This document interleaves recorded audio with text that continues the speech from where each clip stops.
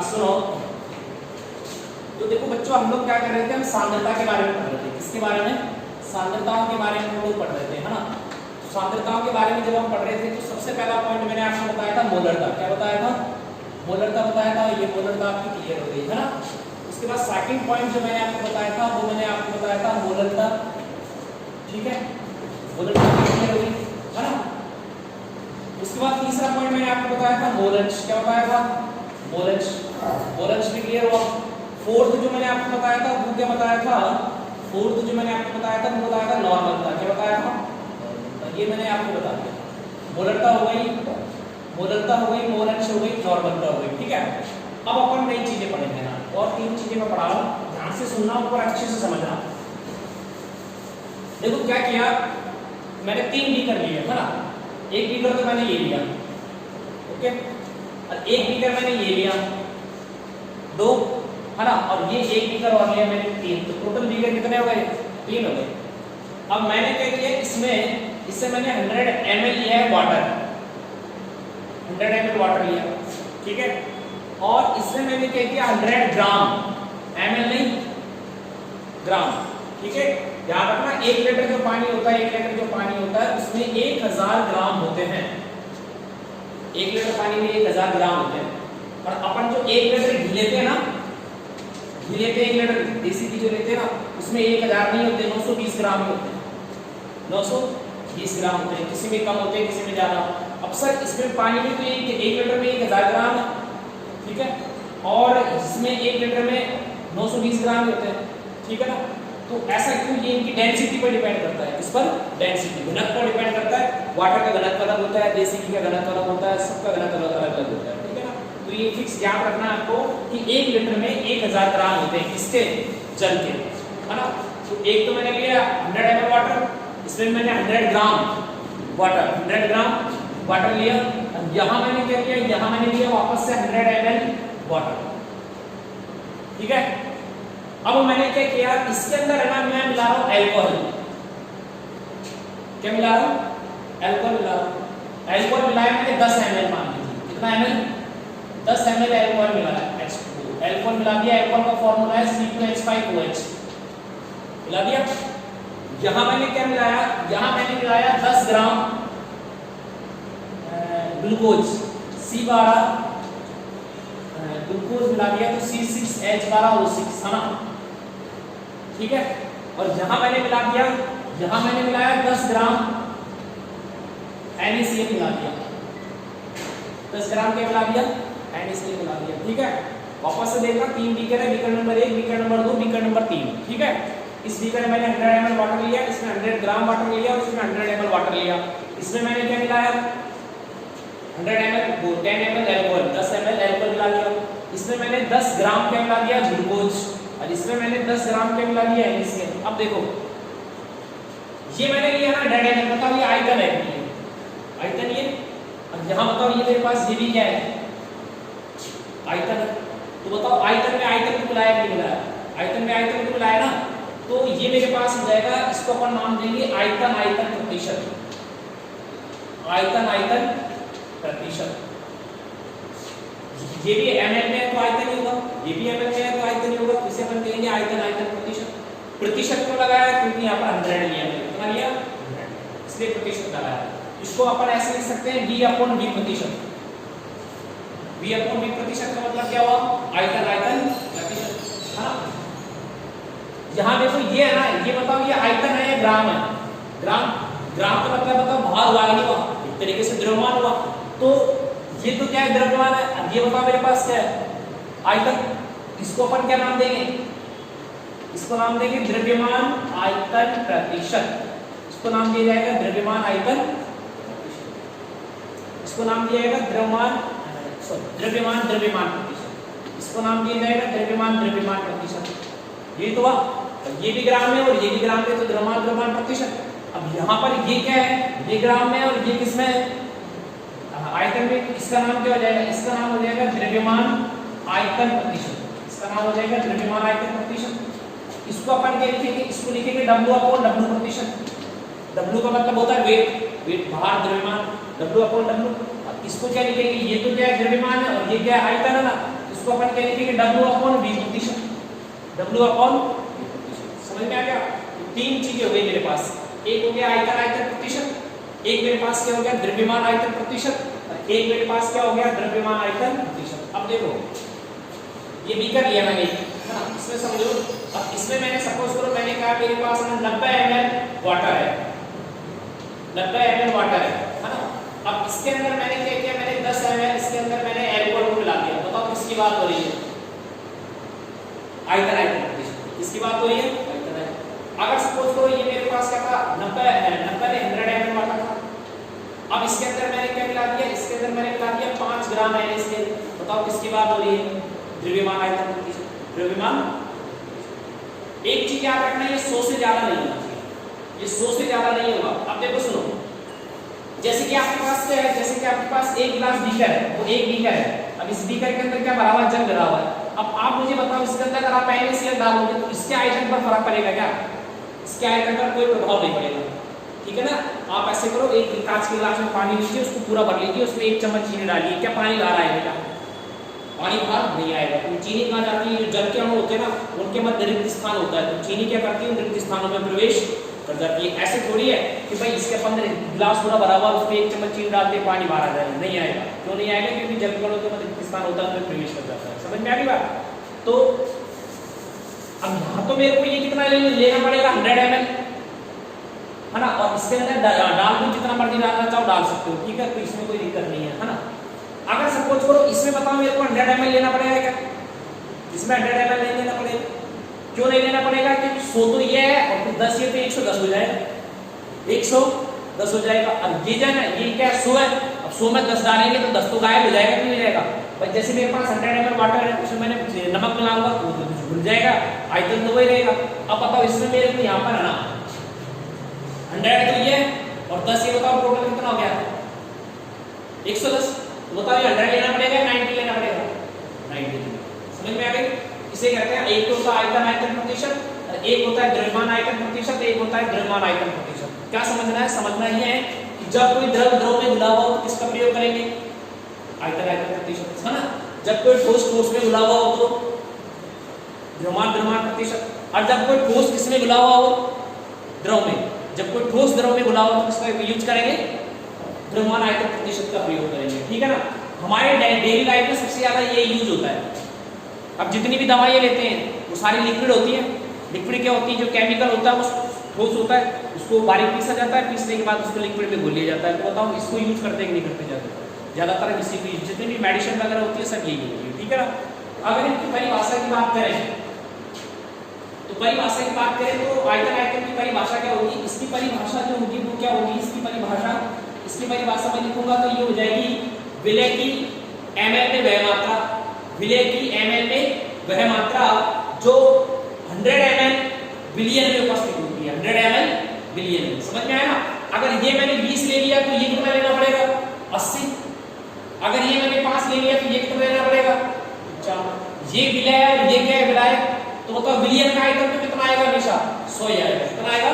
100। इसकी परिभाषा पर लिखे तो क्या लिखेंगे?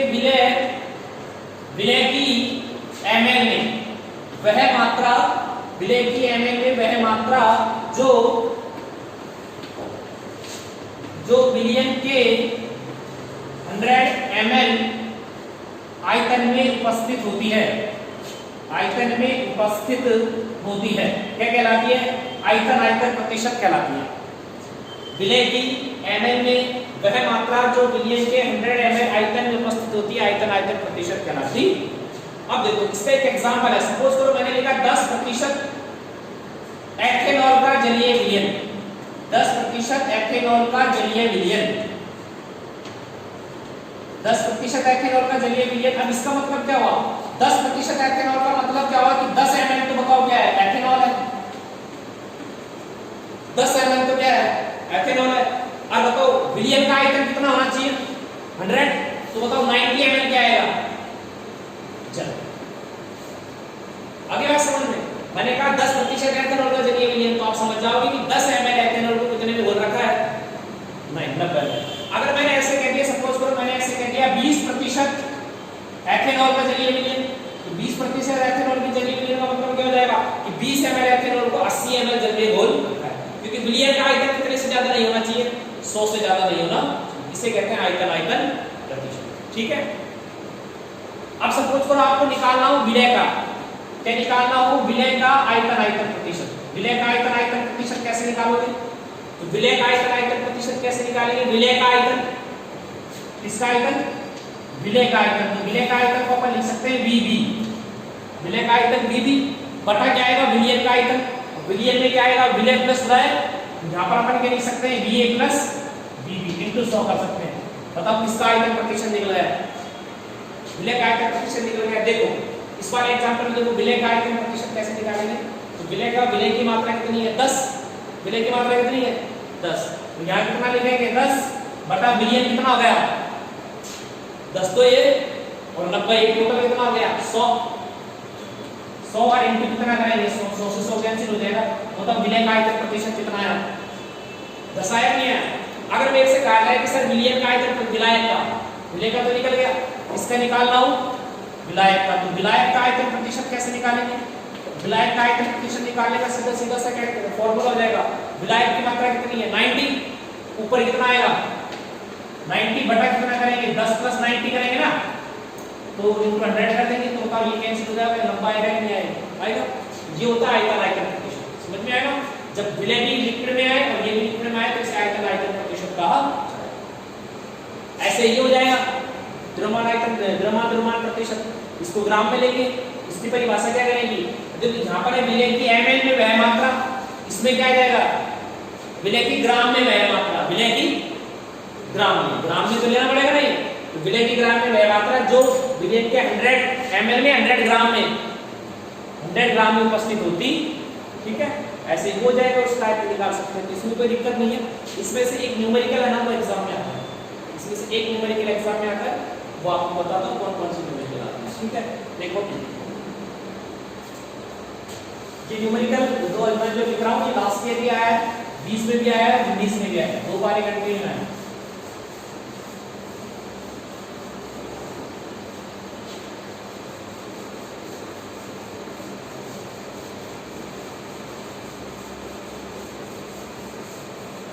इसमें क्वेश्चन ये है, ये क्वेश्चन आया था कि 2% W/V, 2% W/V NaCl का जलीय विलयन बनाने के लिए 2% W/V NaCl का जलीय विलयन बनाने के लिए 2% W/V NaCl का 500 ml, NaCl का 500 ml जलीय विलयन बनाने के लिए कितने ग्राम, बनाने के लिए कितने ग्राम NaCl की आवश्यकता होगी, कितने ग्राम NaCl की आवश्यकता होगी, ये क्वेश्चन है। ठीक है, केमिस्ट्री में क्या होता है, मैं जो न्यूमेरिकल कराऊंगा ना वही न्यूमेरिकल एग्जाम में आएंगे, ठीक है, उनके अलावा कुछ आएगा ही नहीं। ठीक है, मैं जो बता रहा हूँ संख्या भी यही आएगी, डाटा भी, सब कुछ वही आता है ना। इधर देखिए इसको सॉल्व कैसे करेंगे, पहले क्वेश्चन को समझो। क्वेश्चन ये कह रहा है कि 2% W/V, 2% W/V मतलब द्रव्यमान आयतन प्रतिशत, सही है ना, द्रव्यमान आयतन प्रतिशत NaCl का जलीय विलयन बनाने के लिए कितने ग्राम, 500 ml जलीय विलयन बनाने के लिए कितने ग्राम NaCl की आवश्यकता होगी। ठीक है, अब इसने कह दिया विलयन कितना बनना चाहिए 500 ml, कितना बनना चाहिए, सवाल ये कह रहा है कि इसमें कितना NaCl मिलाया जाए, यही तो क्वेश्चन है, सही है ना। क्वेश्चन यही था, देखो NaCl कितने, देखो लिखा हुआ है इसमें 500 ml जलीय विलयन बनाने के लिए, 500 ml जलीय विलयन बनाने के लिए कितने ग्राम NaCl की आवश्यकता होगी। तो ये 500 ml तो जलीय विलयन हो गया, कितने ग्राम की आवश्यकता होगी बताओ। ये विलय है विलायक है, विलय जिसमें मिलाया जाता है वो विलय, जिसमें मिलाया जाता है वो विलायक है। तो विलय का बाहर का WB निकालना है कि निकालना है, विलय का बाहर निकालना है। ठीक है, आयतन कितना दे रखा है बताओ इसने 500, कितना दे रखा है 500 ml दे रखा है। ठीक है, और इसमें द्रव्यमान आयतन प्रतिशत कितना दे रखा है W/V, W/V जो दे रखा है इसमें W/V प्रतिशत बताओ कितना है 2, कितना है।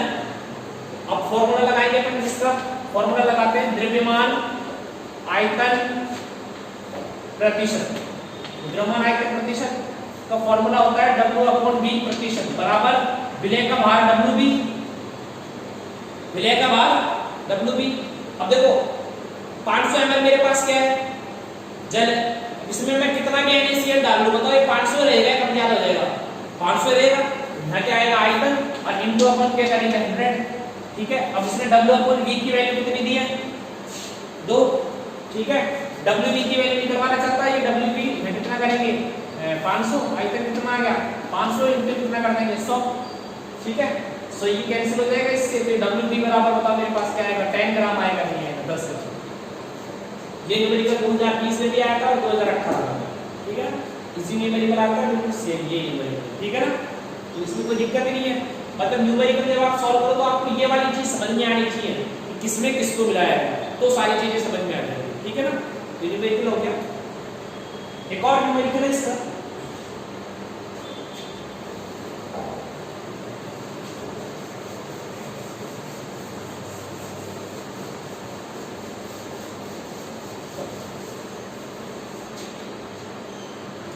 और न्यूमेरिकल है 11 ग्राम ऑक्सैलिक अम्ल है, 11 ग्राम क्या है ऑक्सैलिक एसिड है।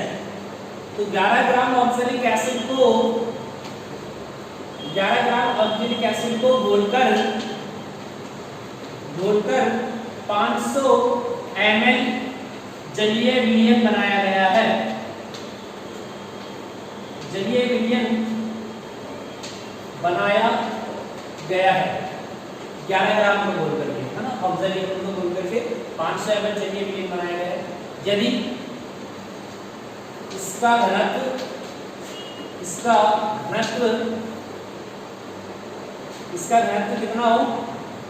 1.1 ग्राम प्रति मिलीलीटर हो तो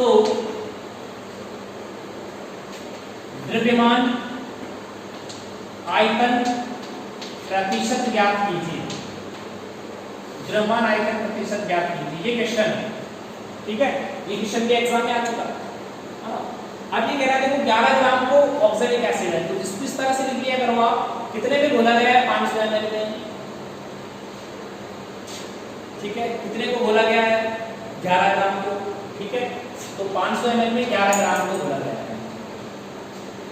ठीक है, 500 ml में कितने को घोला गया है 11 ग्राम को, ठीक है। तो ये बताओ विलय हुआ या विलायक हुआ है, विलय का भार बताओ WP कितना आएगा, 11 ग्राम कितना आ गया 11 ग्राम आ गया। अब ये कह रहा है आयतन इसने कितना दे दिया 500 ml, आयतन कितना आ गया 500 ml आ गया ना, ठीक है। और आयतन 500 ml आ गया, इसका घनत्व इसने कितना दे दिया, घनत्व दे दिया इसने 1.1 ग्राम प्रति ml, 1.1 ग्राम प्रति ml। अब क्या निकलवा रहा है द्रव्यमान आयतन प्रतिशत, क्या निकलवा रहा है सर, द्रव्यमान आयतन प्रतिशत नहीं निकलवा रहा है, द्रव्यमान प्रतिशत, द्रव्यमान प्रतिशत निकलवा रहा है ना, द्रव्यमान प्रतिशत। तो सीधा फॉर्मूला क्या हो जाएगा, द्रव्यमान प्रतिशत का हो जाएगा W/W प्रतिशत, W/W द्रव्यमान प्रतिशत बराबर क्या हो जाएगा, ये मेरे पास हो जाएगा WB अपॉन क्या हो जाएगा WA प्लस WB इनटू 100 हो जाएगा, ये एक फॉर्मूला, ठीक है। अब देखो यहाँ पर है ना W/W प्रतिशत तो मेरे को निकालना है ही, विलय का भार मेरे पास कितना आ गया 11, कितना आ गया 11 आ गया, इनटू मैं 100 कर ही दूंगा। अब यहाँ पर प्रॉब्लम आ रही है, बताओ ये विलय का द्रव्यमान है, मेरे को विलय का द्रव्यमान कितना है 11, है ना, विलय का द्रव्यमान 11 है, विलायक का बताओ कितना है क्या 500, ये द्रव्यमान है आयतन है ये, ठीक है ना। तो इसने D इसीलिए दिया है क्योंकि हमको पता है D बराबर बताओ क्या होता है M/V, D बराबर क्या होता है M/V।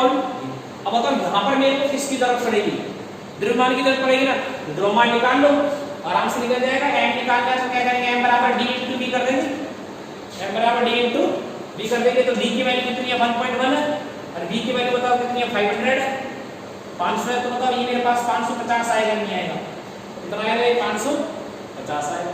अब बताओ 550 आएगा वो विलयन का आयतन आएगा या विलायक का आयतन आएगा, ये विलयन का आयतन आएगा, इसका आएगा विलयन का आयतन आएगा, ठीक है। यहाँ पर क्या कर देंगे 550 हो जाएगा, ठीक है, इसको अपन कैंसिल कर लो आराम से, इससे कैंसिल हो जाएगा और इसमें ये ऊपर कितना आ जाएगा, डिवाइड बाई 55 करेंगे कितना आ जाएगा बताओ, इसे कैंसिल करोगे तो 2 आ जाएगा शायद। तो बताओ W अपॉन W प्रतिशत कितना है आपके पास, W अपॉन W प्रतिशत की वैल्यू कितनी आएगी, ठीक है। अब तुम्हारे ये कंफ्यूजन है कि सर 11 ग्राम था ये, है ना, 11 ग्राम को आपने 500 में बोल दिया, 11 ग्राम को 500 में बोल दिया, तो आपने क्या किया, आपने अब बताओ ये विलायक का आयतन है ना, विलायक का आयतन है तो मेरे को क्या निकालना था, विलायक का द्रव्यमान, विलायक का द्रव्यमान मैंने इस वाले फॉर्मूले से निकाल लिया। अब ये 550 आ रहा है, अब तुम्हारे दिमाग में ये आ रहा होगा कि 550 में 11 को जोड़ो, 550 में 11 को जोड़ो, ये 550 में 11 नहीं मिलेगा, ये विलायक का नहीं निकला, ये किसका निकल गया, विलयन का। किसका निकल गया, अगर मैं विलायक का निकालता तो जोड़ता, मैंने किसका निकाल लिया, विलयन का, क्योंकि इसमें देखो इसमें लिखा हुआ है इसका घनत्व, मतलब विलयन का घनत्व दे रखा है, तो विलयन का घनत्व दे रखा है, तो ये द्रव्यमान बताओ विलायक का निकला है या विलयन का निकला है, विलयन का निकला है। जो न्यूमेरिकल भी एग्जाम में आता है, ठीक है, जो न्यूमेरिकल एग्जाम में बस इसीलिए आता है क्योंकि बच्चे क्या करेंगे, इसके अंदर 550 में 11 और जोड़ेंगे, तो पक्का गलती करेंगे 100%, समझ में आया नहीं, ठीक है ना। ये गलती बच्चे अक्सर करते हैं। 2018 का जो पेपर था उसमें 99 नंबर 2-3 बच्चों के आए थे, इसी विषय में गलती करी थी। अगली बात ये कोई दिक्कत नहीं है, कर सकते हो इसको आराम से, ठीक है।